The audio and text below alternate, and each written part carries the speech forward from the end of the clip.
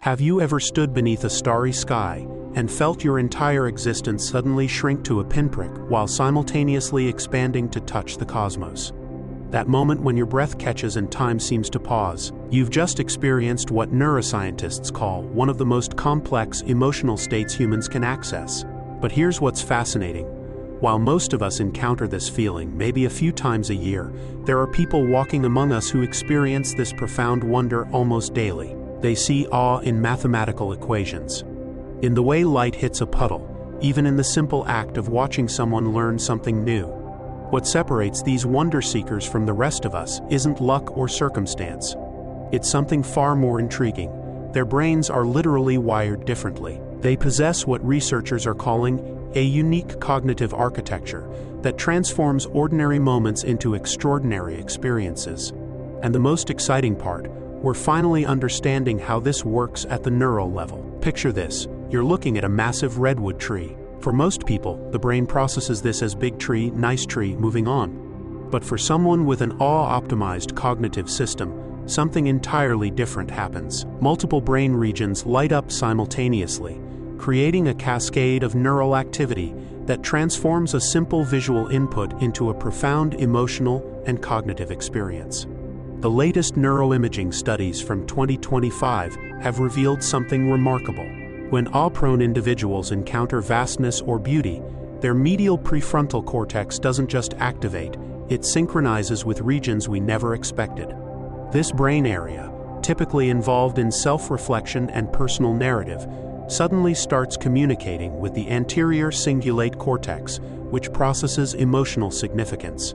But it doesn't stop there. What's truly fascinating is that these individuals show heightened activity in their default mode network during awe experiences.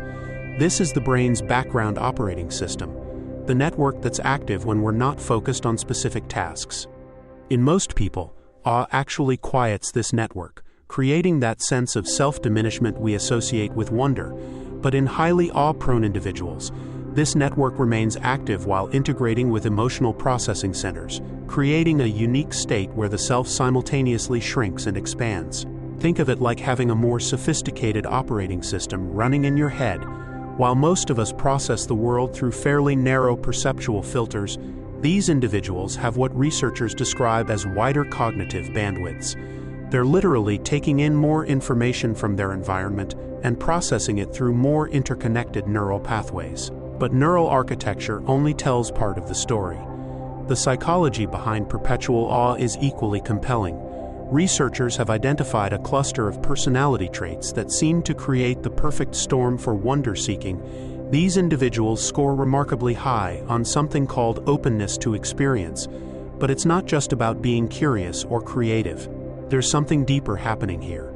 They possess what psychologists call cognitive flexibility on steroids. Where most of us see a spider building a web, they see engineering marvel, mathematical precision, evolutionary genius, and artistic masterpiece all simultaneously. Their brains seem to resist the natural human tendency to categorize and dismiss, instead maintaining what researchers describe as a state of perpetual cognitive freshness.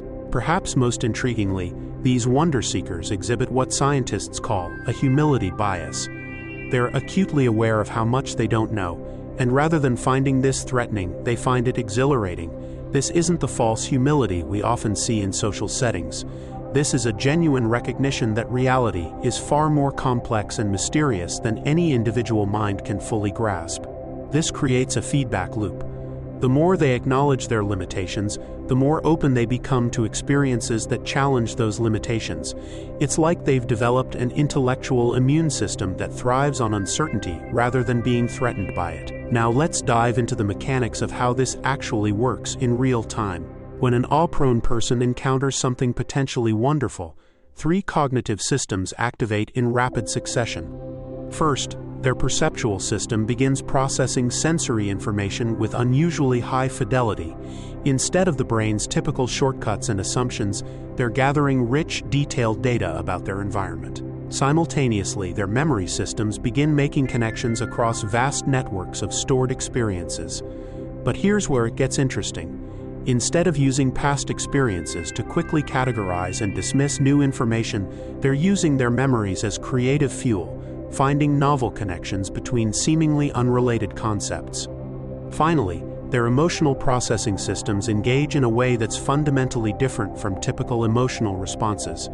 Rather than experiencing awe as an overwhelming force that needs to be regulated or controlled, their emotional systems seem calibrated to sustain and amplify these intense feelings. They've developed what researchers describe as an enhanced capacity for emotional expansion. This creates what neuroscientists call an optimal awe state: rich sensory input, creative cognitive processing, and sustained emotional engagement, all working in harmony.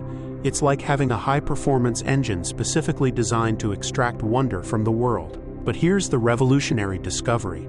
This cognitive architecture isn't fixed.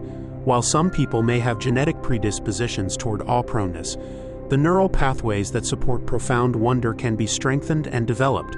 Recent studies have shown that targeted practices can literally rewire the brain to increase awe sensitivity. Simple interventions like mindful observation exercises, where individuals spend extended time focusing on natural phenomena, show measurable changes in brain connectivity after just 8 weeks. Even more surprisingly, exposure to complex systems, whether in nature, mathematics, or art, seems to strengthen the neural pathways associated with awe processing. The key appears to be intentional practice combined with cognitive humility.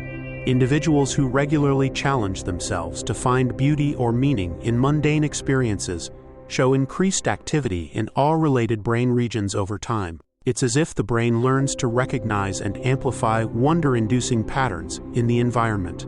Perhaps most practically, researchers have found that slowing down cognitive processing, even temporarily, can dramatically increase awe susceptibility. When we rush through experiences, our brains default to efficient but shallow processing. But when we deliberately pause and allow deeper cognitive engagement, we create space for awe to emerge. The implications extend far beyond personal experience. People with highly developed awe architectures show increased creativity, enhanced problem-solving abilities, improved emotional regulation, and even stronger immune function. Wonder, it turns out, isn't just a pleasant feeling. It's a cognitive tool that enhances human potential across multiple domains. Understanding the cognitive architecture of awe reveals something profound about human consciousness.